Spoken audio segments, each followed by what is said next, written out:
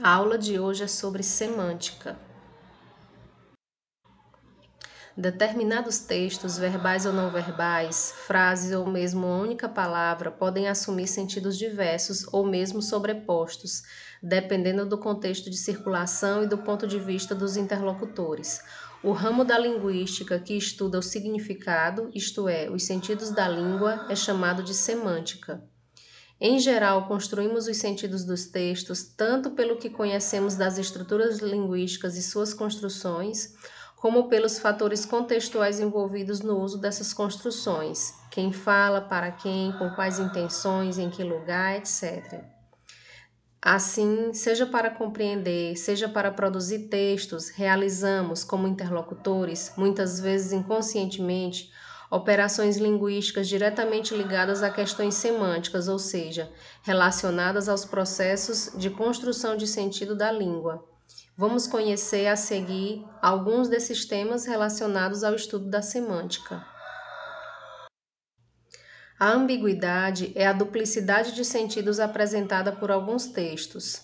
O texto "eu nado e você nada" é um exemplo de emprego de ambiguidade. Quando se diz "eu nado", está se referindo à prática da natação. E quando se pergunta "e você nada", quer dizer, você também pratica essa atividade ou você não faz nada? Então a palavra nada é ambígua. É comum em alguns textos a ambiguidade ser utilizada como recurso para chamar a atenção dos interlocutores ou para criar um efeito de humor. Aqui no quadrinho, você tem pastel de R$1? Tenho sim. Aqui. A ambiguidade ocorre por meio da preposição de em pastel de.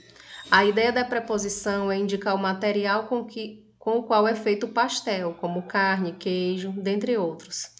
Ao receber o pastel com o recheio de uma nota de R$1, foge-se ao campo semântico.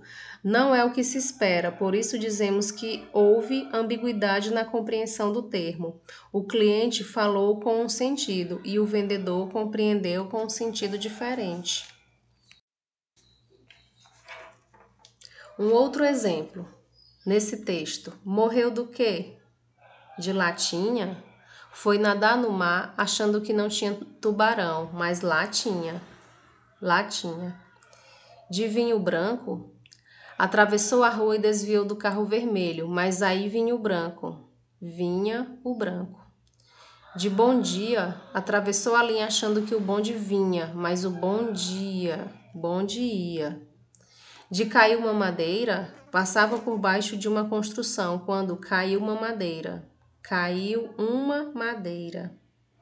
Embora na escrita as expressões sejam claramente distintas e tenham sentidos diversos, na fala a diferença se torna imperceptível e permite que as piadas se pautem em uma relação de ambiguidade entre os sons de latinha e latinha, vinho branco e vinha o branco, bom dia e bonde ia, caiu uma madeira e caiu uma madeira. A polissemia, por sua vez, é a propriedade de que uma palavra tem de assumir vários sentidos, como no caso dessa tirinha. Adoramos cestas, adoramos cestas, adoramos cestas. Vejam que temos 3 palavras com escritas diferentes, mas com a pronúncia idêntica. No primeiro quadrinho, cesta é o utensílio para guardar objetos. No segundo quadrinho, cesta é o repouso que é feito após o almoço. E no terceiro quadrinho, sexta é a sexta-feira, o dia da semana.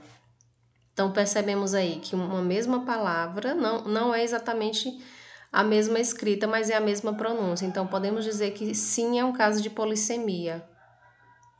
Pronunciamos da mesma forma, mas os significados são diferentes. A sinonímia. Enquanto a polissemia consiste em uma palavra ter vários sentidos, a sinonímia consiste em palavras diferentes terem sentidos semelhantes, constituindo os sinônimos. É importante saber que não há sinônimos perfeitos, isto é, palavras com significados completamente iguais. Utilizar uma palavra ou outra implica uma escolha entre os possíveis sentidos que cada uma pode evocar. Lê esse fragmento de texto. Pão francês, pãozinho ou pão de sal? Esse é o campeão de denominações e não só de acordo com a região, mas de acordo com cada cidade. Por exemplo, na cidade de São Paulo é conhecido como pãozinho ou pão francês. Já em Santos, litoral do estado, é conhecido como média. Mas a lista de nomes vai longe: cacetinho, pão de trigo, pão de sal, carioquinha, careca, pão d'água, bengalinha, entre outras. Segundo o texto, há palavras diferentes que variam de acordo com a cidade e a região do país para fazer referência ao mesmo produto. Nesse caso, o uso de uma palavra ou outra, independe de uma escolha aleatória do falante. Em geral, ele usa o termo típico do seu lugar de origem ou de onde vive, pois em Minas Gerais, por exemplo, falar pão francês pode soar pedante, enquanto em São Paulo, falar pão de sal pode gerar incompreensão. Os sinônimos são frequentemente usados em paráfrases. Paráfrase é a reprodução de uma ideia por meio de outras palavras, diferentes das empregadas no texto original.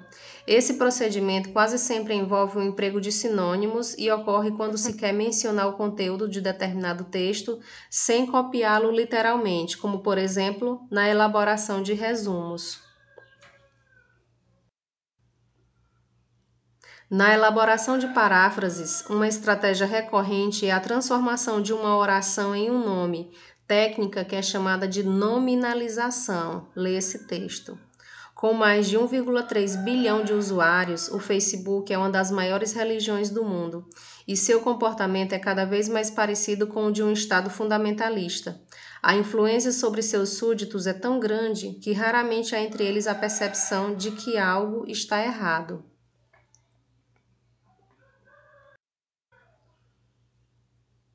Observe no trecho anterior que alguns trechos em destaque estão nominalizados.